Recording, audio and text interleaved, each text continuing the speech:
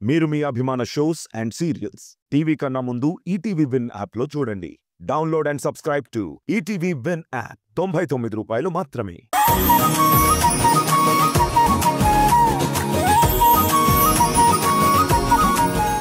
ఈ విషయంలో నీకు నేను ఎంత థ్యాంక్స్ చెప్పినా తక్కువే అవుతుంది. పర్వాలేదు మేడం, మీరు ఆనందంగా ఉంటే నాకు అదే చాలు.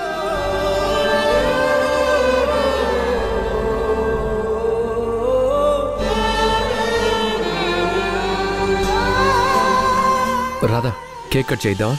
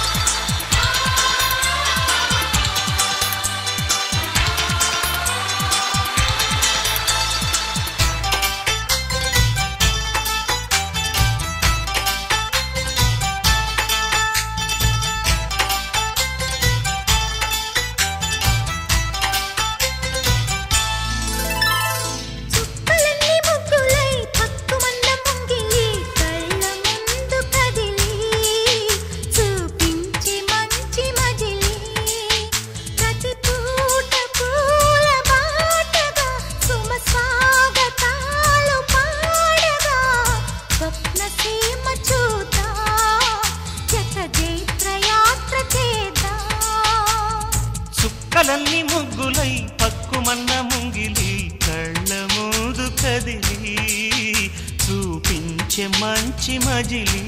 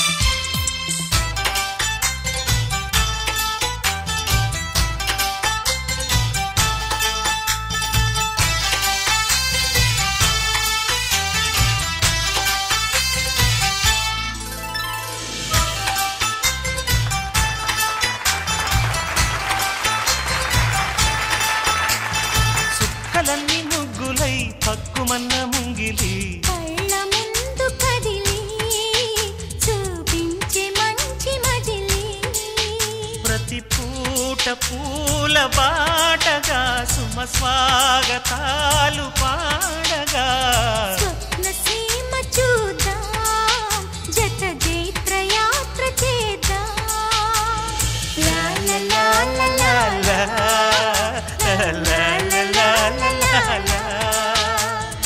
రాధా, ఈరోజు నాకు చాలా ఆనందంగా ఉంది.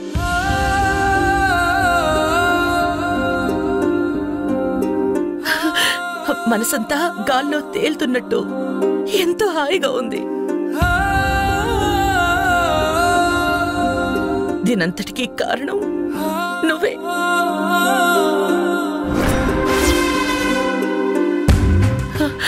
నువ్వెంత మంచిదానివి రాధా, కానీ ఎక్కడో చిన్న తప్పటడుగు వేశావు. అది కనుక చేయకుండా ఉంటే నీ అంత గొప్పగా ఆలోచించేవాళ్ళు ఎవరూ ఉండరు.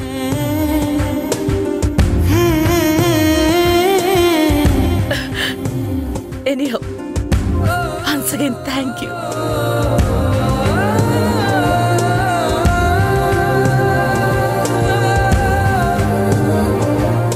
రాధ వల్ల ప్రతిసారి నా ఐడెంటిఫికేషన్ కోల్పోతున్నాను. అమ్మకి ప్రత్యేకంగా దగ్గర అవుదామనుకున్న ప్రతిసారి ఈ రాధ నాకన్నా మరింత ముందుకెళ్తుంది.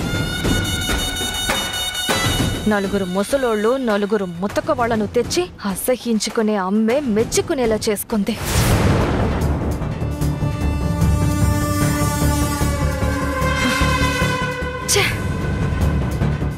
ఏంటి, ఏం అర్థం కావట్లేదు.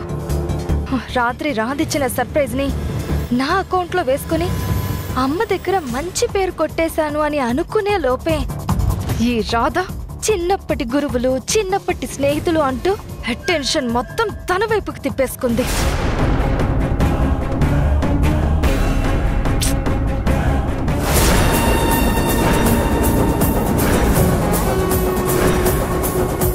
ఏంటి సంగతులు దొంగ గాయత్రి ఉరఫ్ సత్య? నేనిచ్చిన ట్విస్ట్ అదిరిపోయింది కదా, అస్సలు ఊహించలేదు కదా, దెబ్బ అదర్స్ కదా.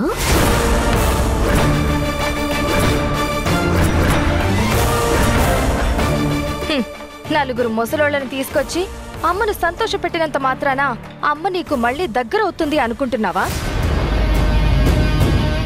ఏదో వచ్చిన వాళ్ళని చూసిన ఆనందంలో నీతో మాట్లాడింది అని రెచ్చిపోకు. నిన్ను ఇంటి నుంచి ఎలా బయటికి పంపించానో అలాగే ఈ ఆఫీస్ నుండి కూడా బయటకు గెంటేస్తాను. ఏంటి సత్య, రాను రాను అసలు తెలివిలేని దానిలా మాట్లాడుతున్నావు? నిన్న రాత్రి అమ్మకి నేనిచ్చిన సర్ప్రైజ్ విషెస్ ని నువ్వు చేసినట్టు చెప్పుకున్నంత ఈజీ అనుకున్నావా నన్ను ఆఫీస్ నుంచి బయటికి పంపించడం?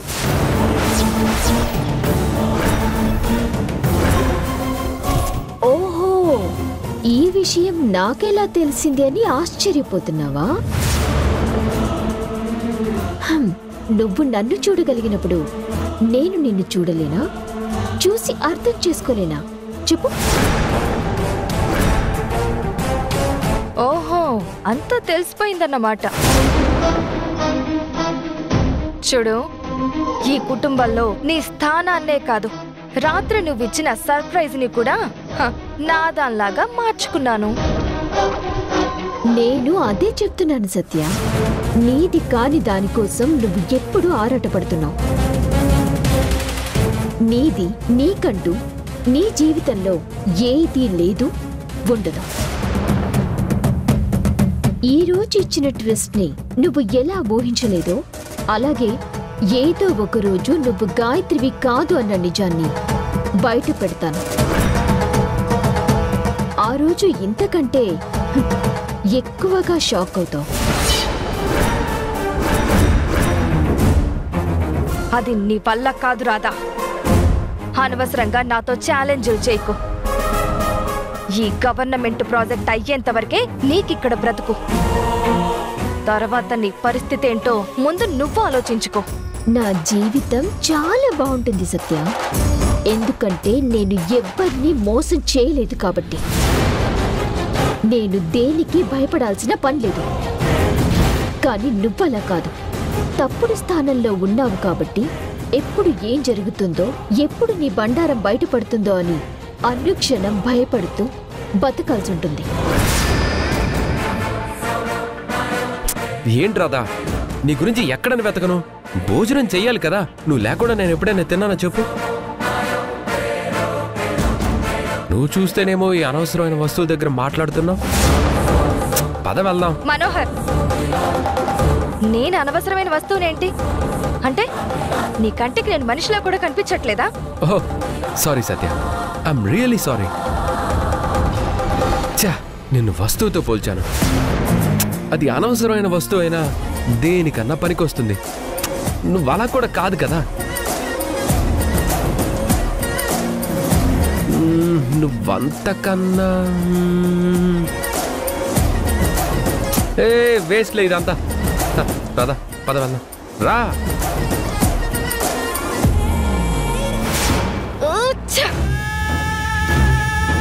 నీ పక్కన రాదుందని నేను నీ కంటికి కనపడట్లేదు మనోహర్. అందుకే రాధని నీ నుండి దూరం చేసి నిన్ను నాకు దగ్గర చేసుకుని నిన్ను దక్కించుకుంటాను.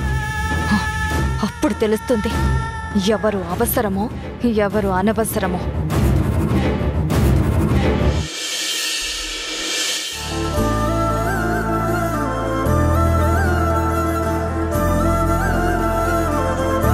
అత్తయ్య గారు, టాబ్లెట్ వేసుకోండి.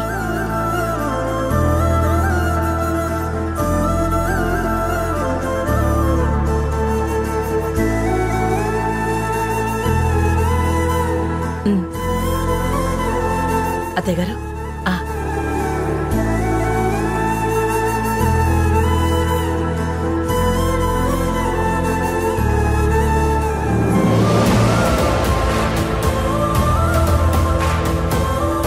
ఏంటత్తయ్య గారు అలా చూస్తున్నారు? నా ముఖంలో ఇంత ఆనందం కనిపిస్తుందేంటానా? అవునత్తయ్య గారు, ఈరోజు నేను చాలా ఆనందంగా ఉన్నాను. ఈరోజు నా జీవితంలో మర్చిపోలేని